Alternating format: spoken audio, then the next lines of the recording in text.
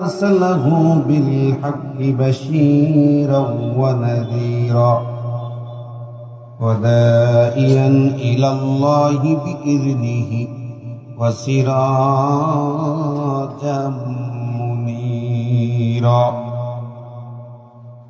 فقد قال الله تعالى في كلامه المجيد وفرقانه الحميد: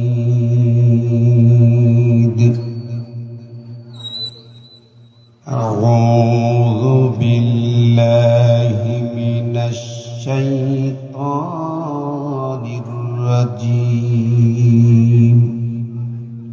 بسم الله الرحمن الرحيم.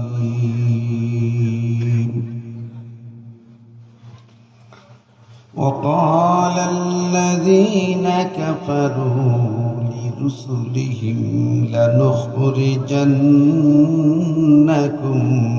من أرضنا أو لتعودن في ملتنا فأوحى إليهم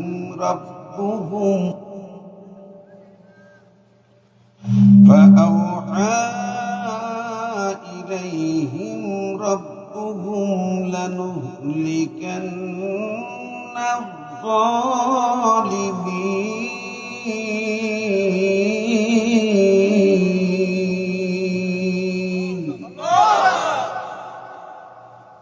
এরশাদ হচ্ছে, কাফেরেরা বলেছে যুগে যুগে সকল রাসূলদেরকে, আমরা তোমাদেরকে এই জমিন থেকে, রাষ্ট্র থেকে বহিষ্কার করব, অবশ্যই বহিষ্কার করে দেব, অথবা তোমাদেরকে আমাদের নীতি আদর্শের গোলাম বানিয়ে ছাড়ব।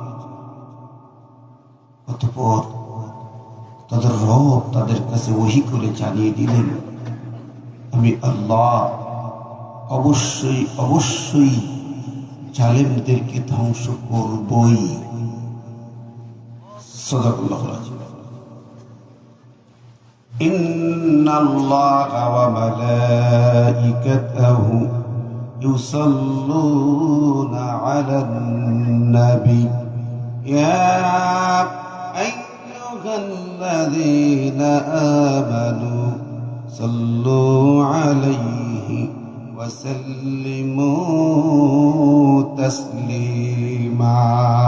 আল্লাহুম্মা সাল্লি আলা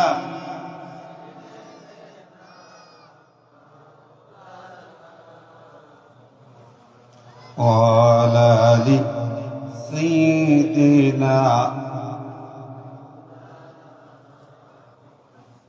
জবান খুলে পড়ি, আল্লাহুম্মা সাল্লি আলা সাইয়্যিদিনা মাওলানা মুহাম্মদ ওয়ালা আলি সাইয়্যিদিনা।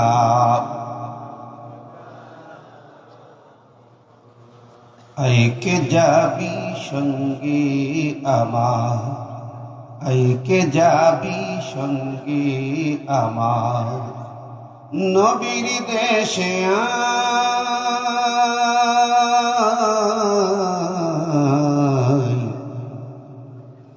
নবীর দেশে আয়, জিথে মরুর ধুলো মুক্ত হলো, জিথে মরুর ধুলো মুক্ত হলো, লেগে নবীর পায়। আল্লাহুম্মা সাল্লি আলা সাইয়্যিদিনা মাওলানা মুহাম্মদ ওয়ালা আলি সাইয়্যিদিনা।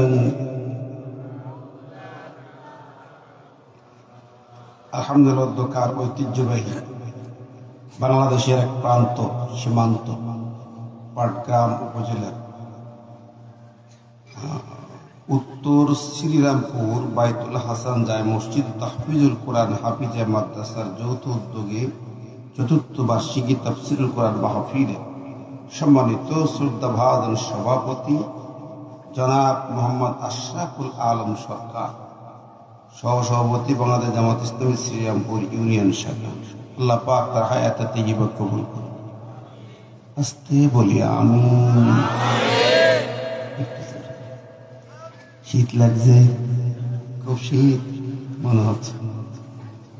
আজকের মাহফিলের প্রধান অতিথির আসন অলঙ্কৃত করেছেন আপনাদের জনপ্রিয় ব্যক্তিত্ব এলাকার জনাব মোহতারাম আবু রাইয়ান আশআরি রসি, এবি পার্টির সংসদ সদস্য মনোনীত প্রার্থী ও বিশিষ্ট সমাজসেবক। আল্লাহ পাক তার বাবার পরিচয় পেয়েছে, বড় আলেম ছিলেন নাকি?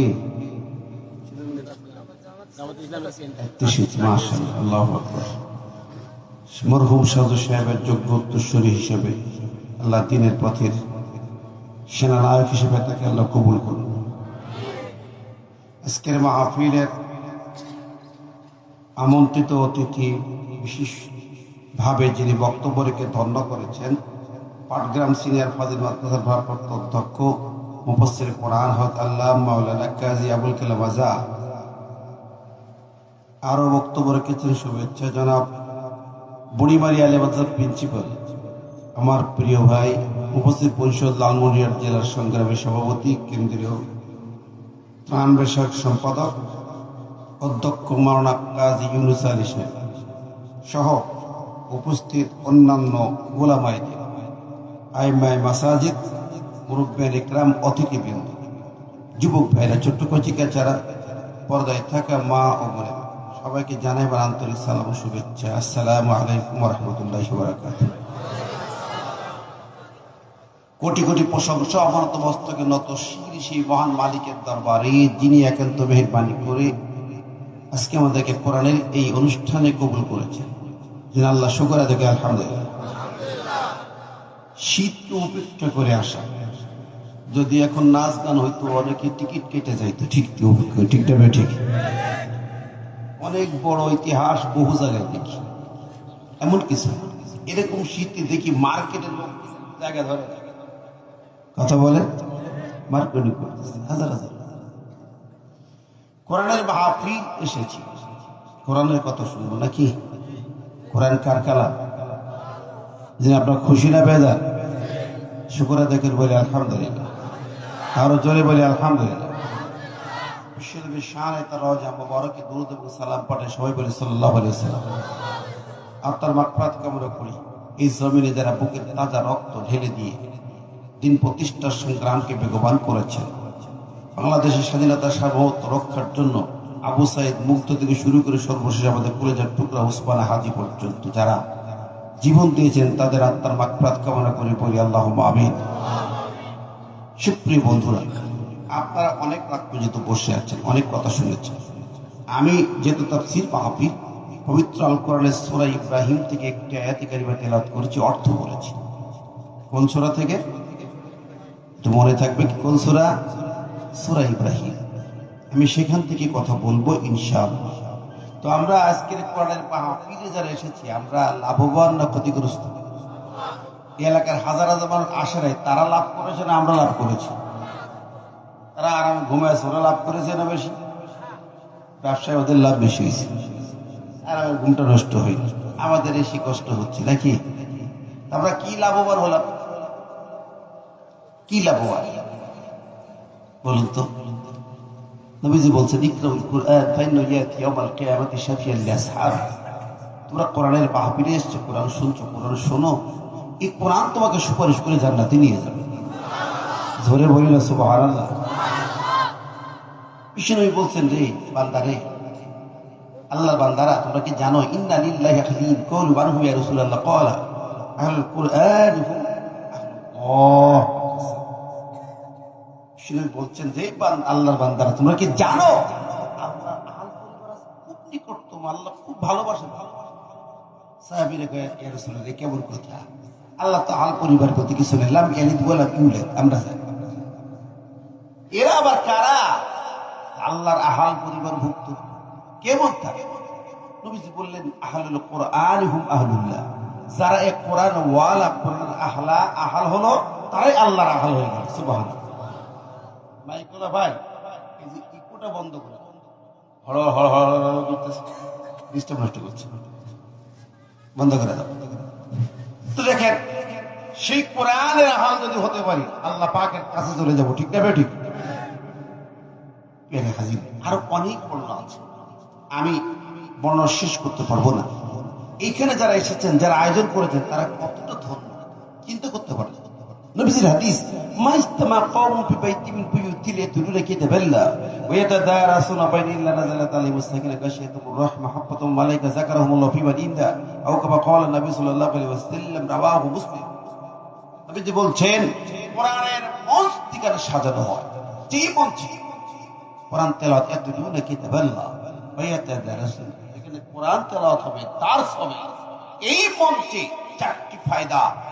এক নম্বর, নাযালাত আলাইহিmus সাকিনা, সরাসরি আল্লাহর পক্ষ থেকে সাকিনা প্রশান্তির ঝর্ণা নাজিল হয়ে যায়। সবাই বলল না সুবহানাল্লাহ। দ্বিতীয় নবীজি বললেন গাশিয়াতুর রাহমা, ওই মঞ্চ থেকে জায়গাটাকে আল্লাহ রহমত বেষ্টন করে ঘিরে রাখে। সুবহানাল্লাহ। তৃতীয় হলো মালাইকা, ফেরেশতারা চলে আসে, ফেরেশতারা শ্রোতাদেরকে, লোকজনগুলোকে গালিচা বিষয় দেয়। অন্য হাদিসে আছে ফেরেশতা আজনিহা তাহা, আর এই টানা বাহুটা শ্রোতাদের জন্য বিছায়। আল্লাহু আকবার। ফেরেশতা টানার উপরে বসে আছে। আল্লাহর নবী বলছেন চতুর্থ হচ্ছে আল্লাহ পাক এই মুহূর্তে আরশে আজিমে বসে সব ফেরেশতা ডেকে বলছে, দেখতো এই কুলাবের আমাকে দেখিনি, আমার নবীকে দেখিনি, আমার কণ্ঠে নবীর কণ্ঠে কোরআন শুনিনি, আজকে এসে বসে গেছে, দাঁড়িয়ে গেছে, আমি আল্লাহ পাক ওদেরকে মাফ করে দিতে চাই। আরো জোরে ভাবে সুবহানাল্লাহ। ঠিক না ভাই? ঠিক। তাহলে এখানে কতটা লাভ বললাম এই হাদিসে। আরো একটা কথা না বল মনে আসলো, না বলি পারবো না। আমি যে একটা করেছি, যুগে যুগে নবী রাসূলদের পরীক্ষা হয়েছে, কাফেররা পরীক্ষা করেছে, দেশ থেকে বাধ্য করেছে, অনেক কিছু করেছে। তো এখন একটি কথা মনে পড়লো, দাউদ আলাইহিস সালাম যখন মৃত্যু শয্যায়, তিনি আল্লাহ নবী আবার বাদশাহ, মৃত্যু শয্যায় শায়িত, বুঝতে পারছেন আল্লাহর ইশারা ইঙ্গিত হয়েছে। তো তিনি চিন্তা করলেন, আল্লাহ তার মাথায় মগজে ঢুকিয়ে দিলেন, তুমি চলে যাওয়ার পরে ক্ষমতা নিয়ে তোমার সন্তানদের মধ্যে জ্ঞানজাম কোন যোগ হতে পারে, তোমার ছেলেরা সবাই সমান না। এক কাজ করো, এই সন্তানদের মধ্যে তুমি বাছাই করে একজনকে খলিফা মনোনীত করে যাও। ভালো কথা না? যে ঝামেলা আছে না নাই? এই দেখছেন না, একজন পালায় গেছে, তারপরে এবার ক্ষমতা নিয়ে কত ঝামেলা। কি কথা কর, হাজার রক্তের বদৌলতে পালাতে বাধ্য হয়েছে, ঠিক না ভাই? ঠিক। যেন তেন রক্ত না, আমাদের কলিজার টুকরা কুচি কাঁচা ছেলেগুলো বুকের তাজা রক্ত ঢেলেছে এই জমিনের জন্য। ১৩,০০০ রক্ত ধরে ৩০,০০০ উপরে আহত, কম কথা নয়। আপনাদের রংপুরে কৃতি সন্তান প্রথম শুরু করে এইভাবে বুক পেতে দিয়ে আবু সাইদ, আল্লাহু আকবার, স্মৃতিটা ভাসে, গোটা পৃথিবী অবাক হয়েছে। এই মৃত্যু, হেলিকপ্টার থেকে গুলি চালিয়েছে, ৪ বছরের বাচ্চা প্রাণ দিয়েছে, মুগ্ধ পানি পানি পানি লাগবে পানি, আর সে মুগ্ধর কপালে গুলি, এভাবেই রক্ত ঝরল, জীবন চলে গেল। এই তো সেদিন হাদির কপালটা ফাটলো, কি অপরাধ করেছে? এত রক্তের বিনিময়ে আল্লাহ পাক এই জমিন থেকে একটা পরিবেশ দিয়েছেন, ঠিক না ঠিক? এই রক্তগুলো জীবনগুলোর বিনিময়ে জীবনে একটা ফ্যাসিবাদ মুক্ত হলো, জালেম মুক্ত হলো, এতে আপনারা খুশি না বেজার? যদি বলেন খুশি না বেজার? এই রক্তগুলো তাহলে বিচার হতে হবে কি হবে না? এই খুনগুলোর বিচার চাই কি চাই না? বাংলার জমিনে আবু সাইদ মুক্ত সব খুনের বিচার হতে হবে। এই বিচার তাহলে বাংলার জনগণ তা মেনে নেবে না। কারা কারা চাই দু হাত তুলে দেখাই তো দেখি।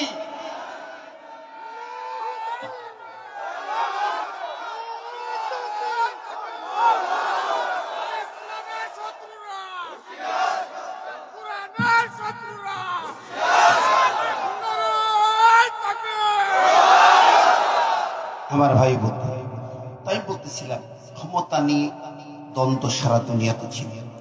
তো উনি নবী বাদশাহ আল্লাহর ইশারা পেলেন, ছেলেদেরকে ডেকে এক জায়গায় বসায়া বাবা আমি কয়েকটা প্রশ্ন করব, কিছু বিষয় জেনে বুঝে আমি আমার খেলাফতের জন্য একজনকে মনোনীত করে যাব।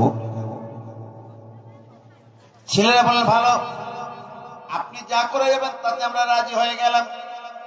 প্রশ্ন করলেন, প্রথমত 4টি প্রশ্ন হলো প্রাথমিক ভাবে, তারপরে আর একটা প্রশ্ন হবে পরে, আগে 4টা প্রশ্ন হয়ে যাবে। প্রথম 4টা প্রশ্ন হলো, 1 নম্বর পৃথিবীতে কোন জিনিস বেশি দামি, 2 নম্বর পৃথিবীতে কোন জিনিস সবচেয়ে দাম কম, 3 নম্বর এই জমিনে সবচেয়ে কোন জিনিস বেশি দূরে, 4 নম্বর কোন জিনিসটা আমাদের সবচেয়ে নিকটে কাছে। 4টা প্রশ্ন। এরপরে আর একটা প্রশ্ন হবে, বিশেষ একটা জিনিস আছে জিজ্ঞাসা করা হবে। প্রশ্ন হলো, ভাইয়েরা জবাব দিতে লাগলেন। প্রথম প্রশ্নের জবাব অন্যান্য ভাইরা দিলেন, সোনা দামি, হীরা দামি, মণিমুক্তা দামি ভাবে দাম এক একজন এক একটা বললেন। দ্বিতীয় প্রশ্নের জবাবও তারা বললেন, কোনটা দাম কম, তরকারি সবজির দাম কম, মূলার দাম কম, কফির দাম কম, ইত্যাদি ইত্যাদি। কোন জিনিস বেশি দূরে, কেউ বলে আমেরিকা বেশি দূরে, কেউ বলে চায়না দূরে, কেউ বললেন গ্রিস দূরে। কোন জিনিস নিকটে, কেউ বলেন আমার শহর এই বাবেল শহর নিকটে, জেরুজালেম শহর নিকটে, কেউ ঘর নিকটে, রাজপ্রাসাদ নিকটে, বললেন এক একটা ব্যাখ্যা দিলেন। সুলাইমানের পালা এলো, জবাব দিবেন কি? জিজ্ঞাসা করা হলো 4টা প্রশ্নের জবাব দাও। সোলেন বলে আব্বাজান আমার বড় বড় ভাইরা জবাব দিয়েছি, এর আলোকে একটা ফলাফল আপনি দিয়ে দেন। আমি ছোট মানুষ, আমি আর কি বলবো, আর আমি যদি জবাব দেই আমার সঙ্গেও কোনো জবাবের মিল হবে না। আচ্ছা ঠিক আছে বাবা বলো। প্রথম প্রশ্ন হলো, কোন জিনিস বেশি দামি? আব্বাজান সোনা দামি, হীরা দামি, মণিমুক্তা দামি, যত দাম হোক না কেন পৃথিবীর মানুষ তা কিনতে পারে, ব্যবহার করতে পারে। এমন কত দামি, তো ব্যবহার করার যোগ্যতা মানুষের আছে না নাই? কেনার ক্ষমতা আছে না নাই? কিন্তু ছেলে বলে আব্বাজান এমন একটা জিনিস আছে এত দাম, যা পৃথিবী এমন সময় ওই জিনিসটা এত দাম হয়, পৃথিবীর সমস্ত সম্পদ দিয়েও কোন রাজা বাদশাহ ধনাঢ্য ব্যক্তি বিল গেটসও কিনতে পারবে না। বড় ধনী তো বিল গেটস বলে, সেও কিনতে পারবে এত দাম। আর সেই দামে জিনিসটাই পৃথিবীতে আছে, কোনটা সেটা? বলে বাবা কিয়ামতের কঠিন ময়দানে, মুসিবতের দিন, যে দিন আল্লাহ পাক সিংহাসনে বলবেন বিচারের জন্য, মানবতা ছুটে বেড়াবে, হাউমাউ করে ছুটবে একটা নেকির জন্য। একটা নেকি বড় প্রয়োজন। বাবা সন্তানের কাছে কাঁদবে, সন্তান বলবে আমি চিনি না বাবা, কে তুমি? সন্তান বাবার কাছে কাঁদবে, বাবা চিনবে না। স্বামী স্ত্রীর কাছে কাঁদবে, স্বামী বলবে আমি বিয়ে করেছি কিনা জানি না, আমি খবরই রেখি না আমার বউটু আছে। এত আদরের স্বামী, এত আদরের বিবি কেউ চিনতে পারবে না। সেদিন সবাই পালাবে। ভাই কথা বলেন, সবাই পালাবে কিনা ভাই? কারো পাওয়া যাবে? সন্তানাদি পিতা মাতা পাওয়া যাবে? স্বামীকে পাবেন? নেতাদের পাওয়া যাবে? মেম্বার, চেয়ারম্যান, এমপি, মন্ত্রী, আমার ভাই যত কাছের নেতা হোক, ওই দিন পাওয়া যাবে? কথা কর। ইউনূস হুজুর খুব কাজে ডাকলেই পাওয়া যায়, মাদ্রাসায় এমপি করা লাগবে, হুজুর কাজে লাগে, কিন্তু সেদিন কাজে লাগবে? কথা কর। সেদিন দুনিয়ার কোন আয়াত আসবে না, আর আল্লাহ পাকের এক গর্জনে সব কাম সারা হয়ে যাবে। আল্লাহ পাক ইন্নাহু ইয়াতিস সামাওয়াতি ওয়াল আরদি বিয়াদিহি ফায়াকুলু আইনা মুলকুল আরদ আইনা জাব্বারুন আইনাল মুতাকাব্বিরুন।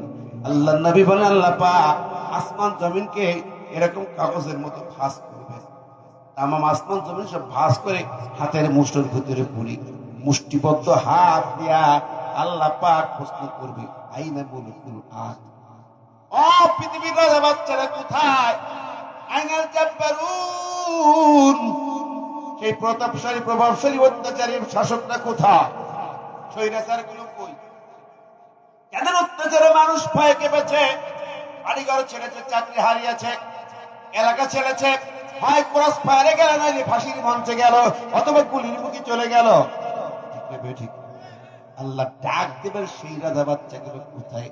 আইনা ফেরাউন, আইনা হামান, আইনা কামান, আইনা নমরুদ, আইনা আবু জাহিল, আইনা আবু সুফিয়ান, আর পুতিন, টেম্পু, মোদি, হাসিনা, তোরা কোথায়? আল্লাহ ডাক পড়বে, একটা নেতা সামনে আসবে, সব নেতাগুলা হাতে আগুনের হ্যান্ডকাপ, কোমরে আগুনের দড়ি, পায়ে আগুনের ডান্ডা বেড়ি, মাথার মগজ ফেটে, টাক ফেটে, ছাদ ফেটে গেছে, মগজ ফুট নিয়ে জমিনে পড়ে, পায়ের নিচে আগুনের জুতা, চোখ দিয়ে কান দিয়ে নাক দিয়ে পুজ রক্ত বের হয়। কোথায় একটু পানি পাই, পানি পাওয়া যায় না রে ভাই। আল্লাহ পাকের ওই জায়গায় আল্লাহ ডাক দিয়ে বলে, নেতাগুলোর সামনে আয়, আজকে একটা জবাব দে, লিমানিল মুলকুল ইয়াউম। আজকে একটি প্রশ্নের জবাব দে, রাজত্ব কার, ক্ষমতা কার, পাওয়ার কার? পাওয়ার কার? জোরে বলেন না কার? আরো জোরে বলি কার? আল্লাহুম্মা মালিকাল মুলক তুতিল মুলকা মান তাশা।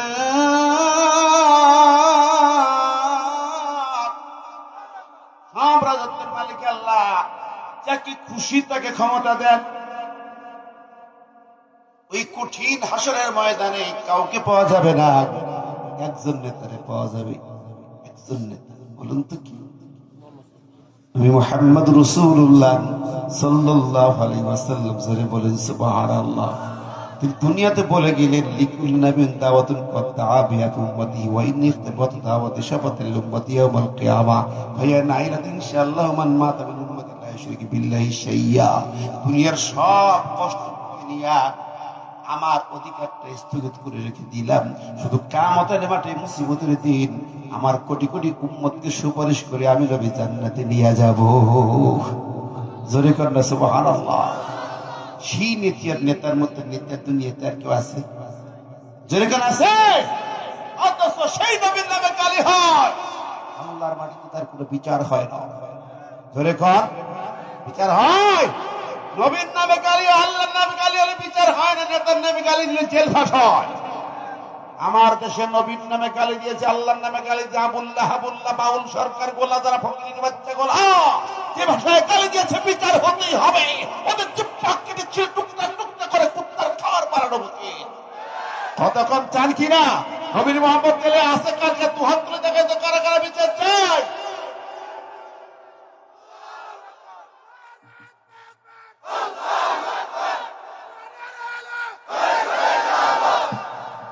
ভাই বলতে ফেরে হাজির, আমি কথা ফিরে যাচ্ছি জায়গায়, আমি মূল আয়াতে চলে যাবো একটু পরে।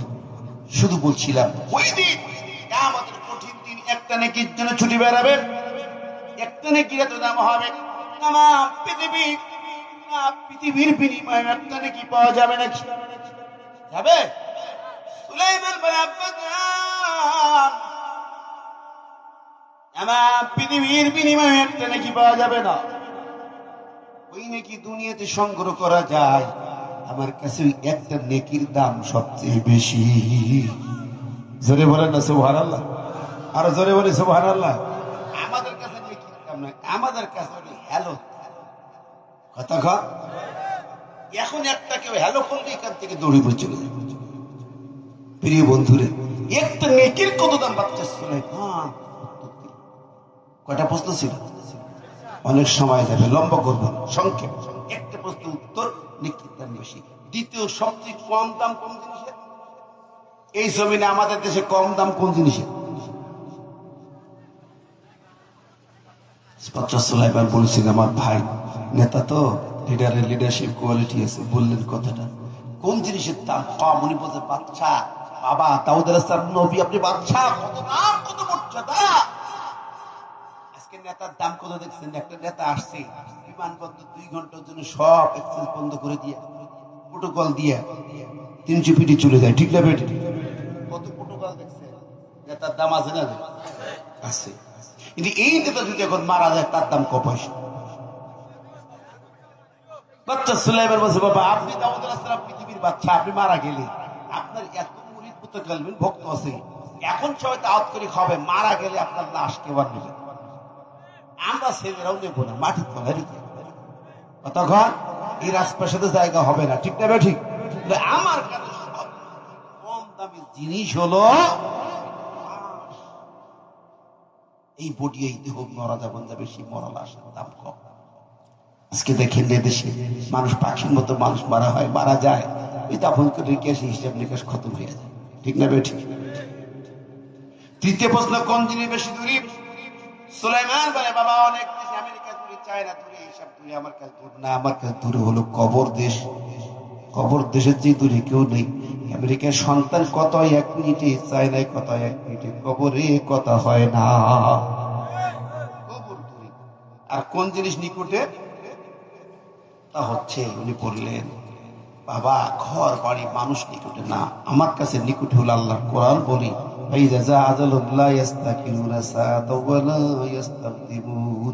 মৃত্যু যখন আসবে তখন তোমার 1 সেকেন্ড সময় দেওয়া হয় না। আমার মৃত্যু কখন আসবে আমি কি জানি? আমার কাছে মৃত্যুর সময় দূরত্ব মাত্র 1 সেকেন্ডও না, ঠিক না ঠিক? বলে এই জন্য সুলাইমান বলে, আব্বা জান আমার কাছে সবচেয়ে নিকটে হলো মউত। আল্লাহু আকবার। সুলাইমান খুশি হলো, সুলাইমানের পরে বাচ্চারাও খুশি হলেন। এখন রাজপ্রাসাদ কারে দেবে? ফাইনাল পরীক্ষা। একটা সুন্দর সিন্ধুখানা হলো, জিজ্ঞেস করে ছেলেদেরকে, খুকারা বলো এই সিন্ধুর ভিতরে কি আছে?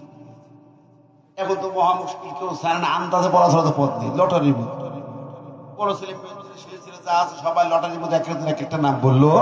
বাচ্চা সুলাইমান সবার শুনে ছোট মানুষ কয়েক জানে। আমি কি তা কইতাম, আমার কাছে যে তথ্য মনে হচ্ছে, আমার কাছে আমি যে বুঝতেছি, এর ভিতরে একটা আংটি থাকতে পারে। কি আছে? জোরে কেন রাখি, এটা ছিল সে জাদুর আংটি। বাক্স খোলা হলো, আসলে একটা আংটি। জোরে কেন সুবহানাল্লাহ। এখন আংটি বাক্স খোলার সাথে সাথে আংটি চল চল করে জ্বলে উঠেছে লাইটের মধ্যে। এই লাইটের মধ্যে জ্বলে, আংটি বারে তো জ্বলে। এই আংটিটা এবার দাউদ আলাইহিস সালাম বলে, সুলাইমান এখন বোঝা যায় খেলাফত তুমি পাইবা, আংটি তোমার হাতে পরাই দিলাম। জোরে কেন সুবহানাল্লাহ। তবে একটা জিনিস, এই আংটি যার হাতে যাবে সে হবে খলিফা, সে হবে রাষ্ট্রপ্রধান, সে হবে এই জাতির নেতা। জোরে কেন সুবহানাল্লাহ। যে পরীক্ষা নিলেন, কি ভোটের মাধ্যমে দিলেন? কোন মাধ্যমে দিলেন? এটা পরীক্ষা। সেই পরীক্ষা দেখেন, সবচেয়ে বড় পরীক্ষা হয়েছে এখানে তাকওয়ার পরীক্ষা, ঠিক না ঠিক? ইমানের পরীক্ষা। প্রত্যেক নবী রাসূলকে পরীক্ষা দিতে হয়েছে, সব পরীক্ষায় সবাইকে দিতে হয়েছে। আল্লাহ পাক তার কালাম নবী করেছে, আসাদ করেছে, পালান আলাবিয়া, পৃথিবীর বুকে সবচেয়ে কঠিন পরীক্ষা দিয়েছে নবীরা। সুলাইমানের জন্য আংটি হলো বড় পরীক্ষা। আংটি হাতে থাকবে বাচ্চা, শুধু বাচ্চা না, আংটি হাতে দেওয়া যায় না, বসাই দেওয়া হলো। এই পৃথিবীর মানব দানব পশু পাখি জীব জানোয়ার সব তারা অনুগত হয়ে গেল। সবাই সে হুজুর যা পারা যা বলুন আদেশ করুন, জিন জাতির সব জিন ছুটে আসে। সুলাইমান সবার মধ্যে বাছাই করে একটা জিন, শক্তিশালী একটা জিন, বিশ্বস্ত সৎ, তাকে ভালো প্রাইভেট সেক্রেটারি পিএস। আর আল্লাহ পাক জানিয়ে দিলেন, সুলাইমান এই আংটি হাতে থাকবে 24 ঘন্টা, তবে একটা সময় থাকবে না, যখন টয়লেটে যাবে তখন আংটি রাখতে পারবা না। টয়লেটে যাওয়ার সময় খুলে রেখে যাবে। তাহলে যে আসিফ বিন বারকে প্রাইভেট সেক্রেটারি যখন যাইতেন তার কাছে রেখে দেন। এরপর একটা পরীক্ষা শুরু হল, কঠিন পরীক্ষা। শয়তান দুষ্ট রাজারা নাই, যুগে যুগে নবী রাসূলদের পরীক্ষা হয় নাই? আমি যে আয়াতটা পড়েছিলাম সেই আয়াতে বলা হয়েছে, সেই আয়াতে পরীক্ষার কথা এসেছে। আল্লাহ পাক বলছেন, وقال الذين كفروا لرسلهم لنخرجنكم من أرضنا أو لتعودن في ملتنا। যুগে যুগে সব কাফেররা তাল করেছে, কাফেররা বলেছে তাদেরকে লি রুসুলিহিম, রসুল শব্দটা বহু বচন, এক বচনে রসুলুন, মানে সকল রসুলদেরকে কাফেররা বলেছে রসুল সব বলতে। দুনিয়াতে যত পয়গম্বর রসুল আসছেন তাদের জন্য সব কাফেরদের পক্ষ থেকে পরীক্ষা হয়েছে কি হয় নাই? সব হয়। কেমন পরীক্ষা? লানুখরিজান্নাকুম মিন আরদিনা, আমরা অবশ্যই অবশ্যই তোমাদেরকে দেশ থেকে বহিষ্কার করব, নির্বাসন দেব, দেশে থাকতে দেব না। লানুখরিজান্না লামে তাকে দুনে তাকে অবশ্যই অবশ্যই জমিন থেকে রাষ্ট্র থেকে বের করে দেব। 16 বছর ধরে স্লোগান দিত জমিন ছাড়টি, ঠিক না ঠিক? আমাদেরকে বলতো দেশ ছেড়ে চলে যায়, পাকিস্তানে চলে যায়, অমুক থেকে চলে যায়, দেশ আমাদের বাপ দাদা, ঠিক না ঠিক? স্লোগান দিত। দেখেন যুগে যুগে কাফেরদের স্লোগান একই, সব নবী রাসূলের কাছে। আমার নবীর কাছে স্লোগান কি ছিল? সূরা আনফালে যাই দেখেন, ওয়াইজ ইয়ামকুরু বিকাল্লাযিনা কাফারু লিয়ুসবিতুকা ইয়াকতুলুকা আও ইখরিজুক ওয়া ইয়ামকুরুনা ওয়া ইয়ামকুরুল্লাহ আল্লাহু খায়রুল মাকিরিন।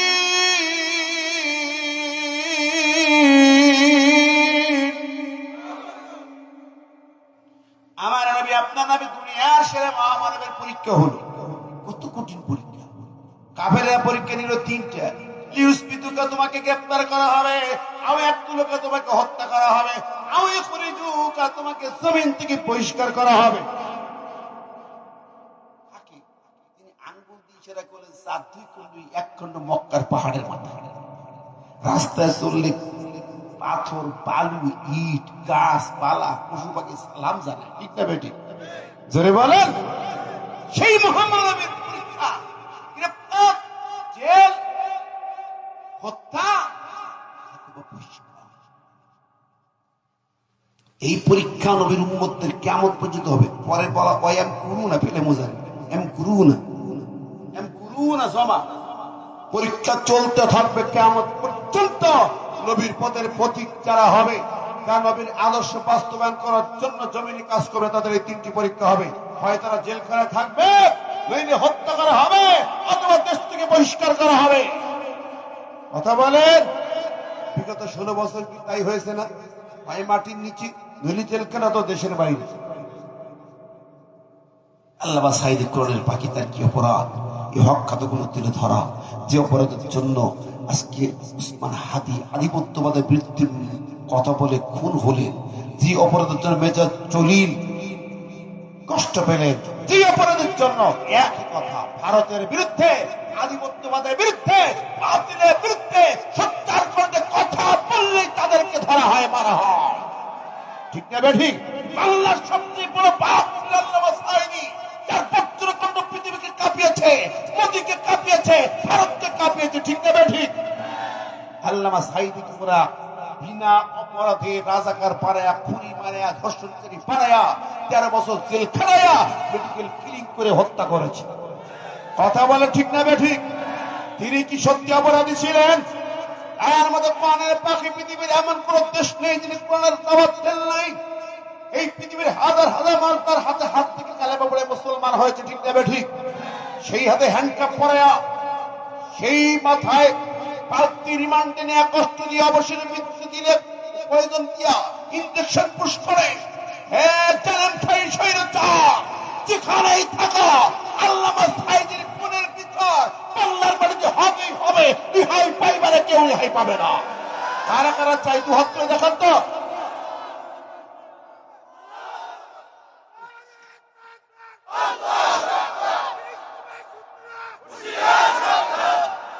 আল্লাহ কবুল করবে না, আমিন। জবান খুলে জোরে বলে আমিন। যে আয়াতটা আমি পড়েছি সেখানে কথা বলতে চাই। আল্লাহ পাক বলছেন যুগে যুগে কাফেরদের চক্রান্ত ষড়যন্ত্রের কথা কি কি ছিল, আবার শেষে অভয় বলে দিয়েছেন, ফাআউহা ইলাইহিম রাব্বুহুম লানুহলিকান্না যালিমিন।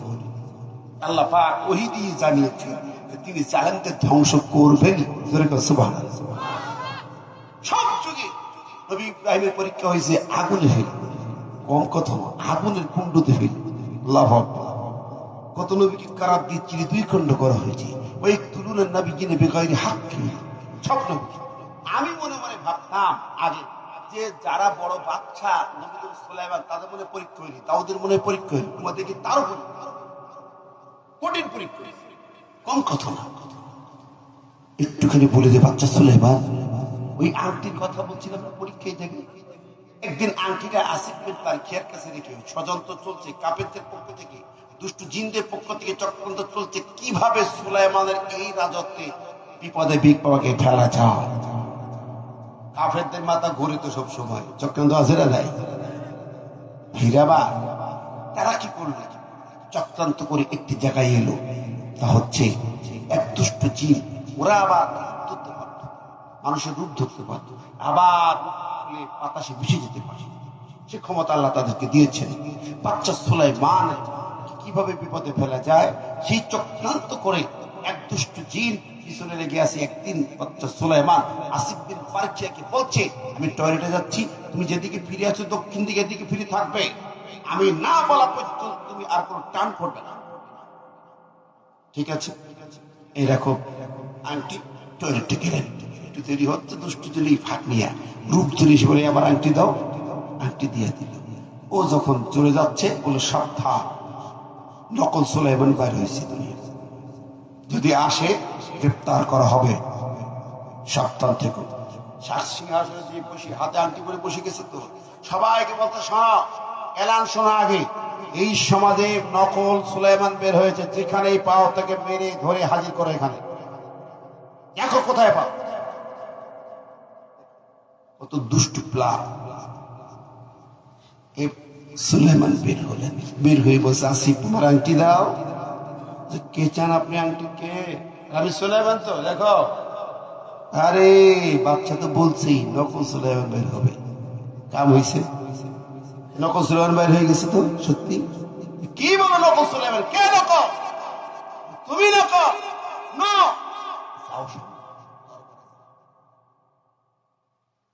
সুলাইমান সামনে যেই দেখে, যেই নিয়ে গেছে তারে দেখে লোক ধরছে, কে তুমি?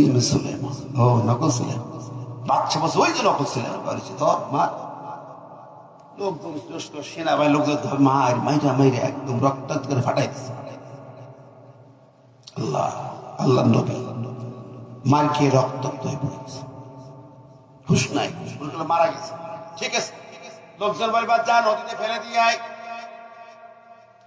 নকল শ্রমিককে মাইরা নদীতে ফেলে দিয়ে আয়। নকলকে আসল দেখেন কি পরীক্ষা, ফিতনা লাগে। ওয়ালাকাদ ফাতান্না সুলাইমান, এমনকি পরীক্ষায় ফেললাম। এর মধ্যে একটা কারণ ছিল, কেন এই পরীক্ষায় পড়লেন?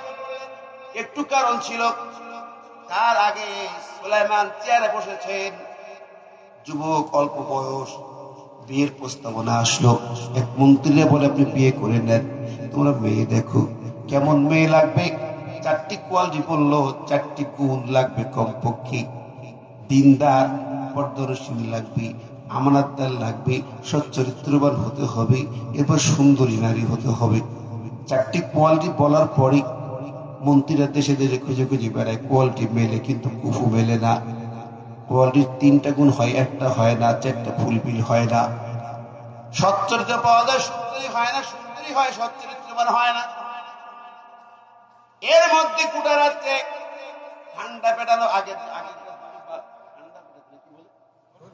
ঢোল পিঠে খবর দিত সারা দেশে, সারা দেশের সব জায়গায় ঢোল পিঠে খবর দেওয়া হয়েছে, সুলাইমান বাচ্চা বিয়ে করবে, মেয়ে চাই 4টে গুণের, যদি করে এরকম গুণের মেয়ে থেকে খবর দিও। খবর পাওয়া যায় না। রাজপ্রাসাদে কিছু কিছু প্রস্তাব আসছে ব্যতিক্রম। হঠাৎ পরের সপ্তাহে সুলাইমানের রাজ দরবার, মন্ত্রীর মন খারাপ, মন কালো করে বসে আছে, মাথা নিচু করে। কিরি মন কালো কেন, মাথা নিচু কেন? বলে, বাচ্চা আমরা লজ্জায় মাথা নিচু হয়ে গেছি, আপনি তাড়াতাড়ি যা চান একটা বিয়ে করে দেন। বলে, আমরা বিপদে আছি। কিসের বিপদ? বলে, আমাদের আপনার পছন্দের শর্ত মিলায় মেয়ে পাই না, আপনি যে কোনো রাস্তার পর একটা বিয়ে করে ভালো ছিল। এখন এমন বুঝতে পারছে, জেলের মেয়ে, বেদের মেয়ে, তাঁতির মেয়ে, চাষির মেয়ে, কৃষকের মেয়ে প্রস্তাব পাঠায়, ইজ্জত চায়। এত বড় বাচ্চা আপনি, আমার পৃথিবীর বাচ্চা, তাঁতির মেয়ে, জেলের মেয়ে প্রস্তাব পাঠায়, ইজ্জত থাকে?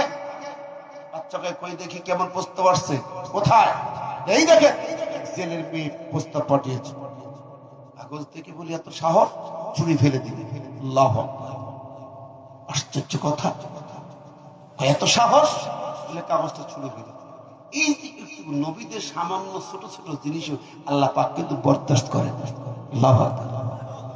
একটুখানি এত সাহস ছেড়ে ফেলে দিলেন, আল্লাহ আরশে ঘা লাগছে। আল্লাহ আরশে ঘা লাগছে কারণ এই মেয়ে চিঠি পাঠিয়েছে, এক জেলের মেয়ে, ঢোল পিটাইতে পিটাইতে বাজার ঢোল পিটায় জেলে মাছ বিক্রি করে শুনে যায়, বাড়ি দিয়ে গল্প করে বিবির সাথে, আমার মেয়েটা তো সচ্চরিত্রবান, আমানত তার, অনেক সুন্দরী, সব কোয়ালিটি বেড়ে যায়, আমার মেয়েটার প্রস্তাব দিলে ভালো হতো না। মেয়ের মা বলছে বুকে তালা লাগাও, দ্বিতীয়বার বললে কিন্তু মার খেয়ে চ্যাপটা হয়ে যাই বা জেল খাটতে হইব। বাচ্চা চলে মানে তুমি মেয়ে বিয়ে দেব, পাগল হয়েছিল।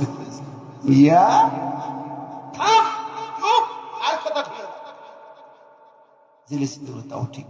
পরের দিন মেয়ের মা মেয়েটার চুল গোসাইতে বেনি বানতে বানতে কয়, মা এরকম ঘটনা শুনছিস? তুই শুনবো, আমি তো ঘর থেকে বাইর হই। আচ্ছা মা এরকম তোর আব্বা বলছিল তো আমি দাঁড়িয়ে দিছি। মেয়ে বলছে, মা তা কেন? আমার তো যোগ্যতা আছে, 4টি গুণ 4টি আমার আছে। আল্লাহু আকবার।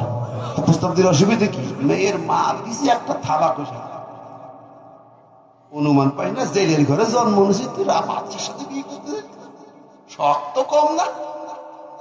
কথা কর, আদার ব্যাপারে হি জাহাজে উঠতে চাস? মাথায় দিছে এক থাপ পড়তে, মাথায় প্রচন্ড আঘাত পেয়েছে, ব্যথা পেয়েছে, মেয়েটা কাঁদছে বসে।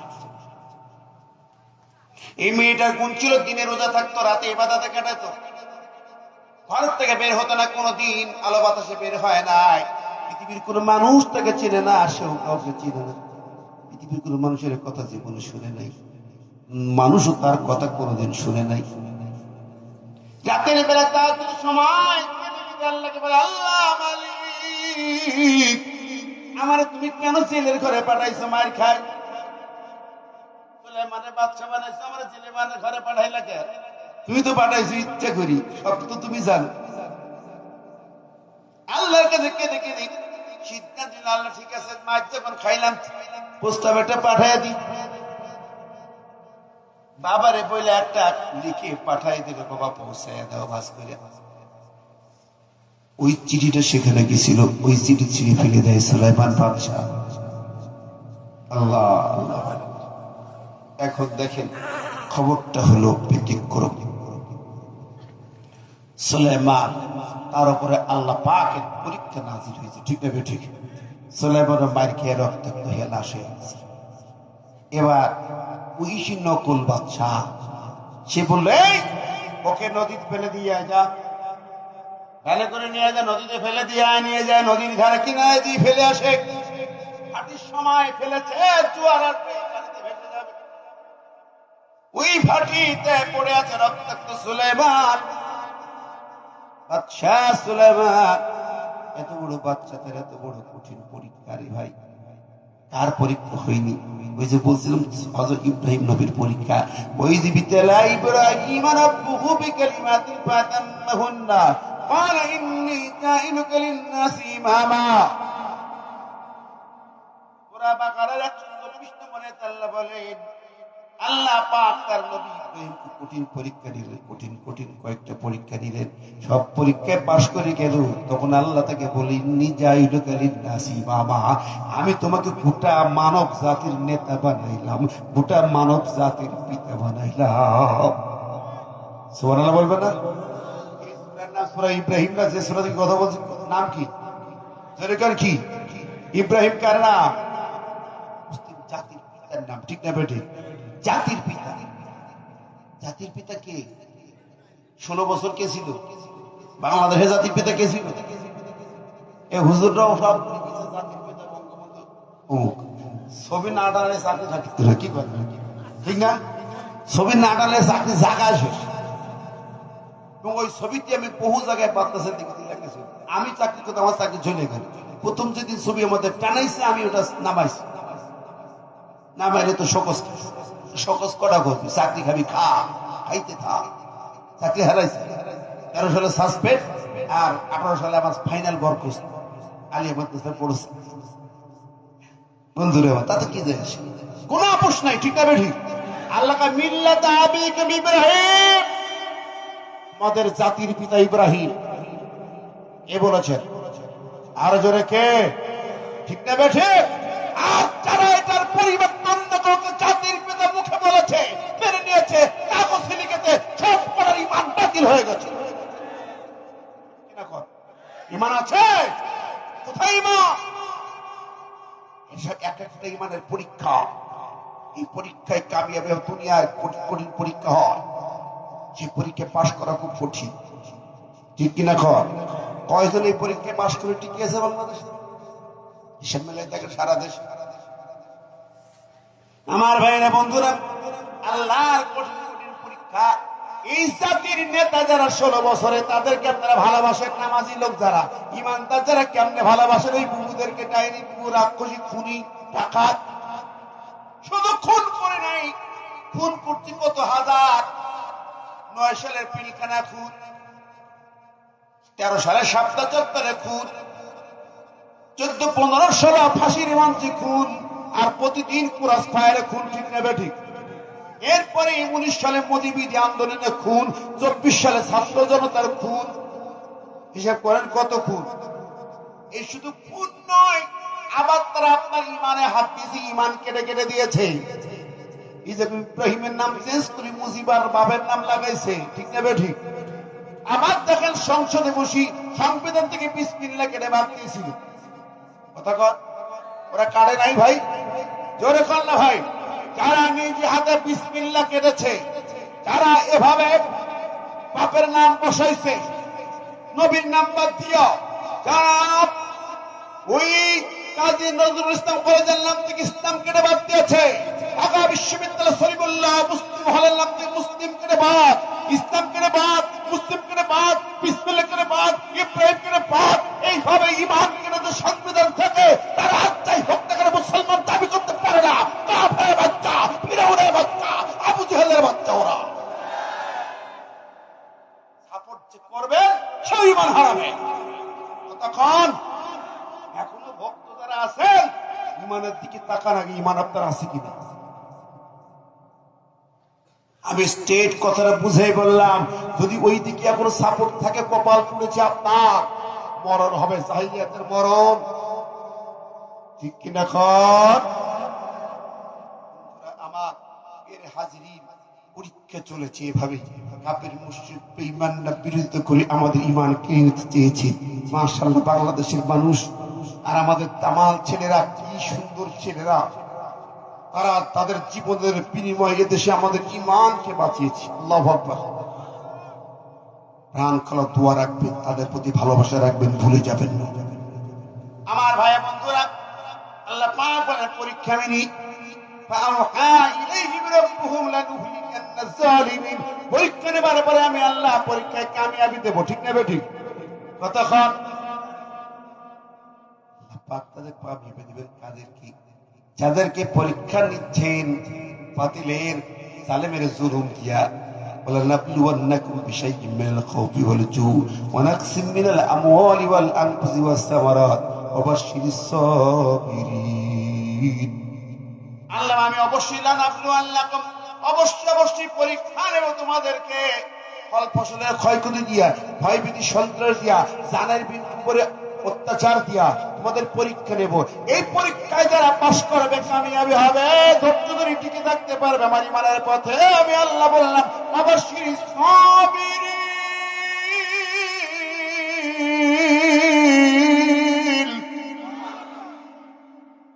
সেই পরীক্ষায় টিকে থাকা অটল ঈমানের অধিকারী, অবিচল ঈমানের অধিকারী ধৈর্যশীলদেরকে আমি আল্লাহ শুভ সংবাদ দিব জান্নাতের। জোরে কর সুবহানাল্লাহ।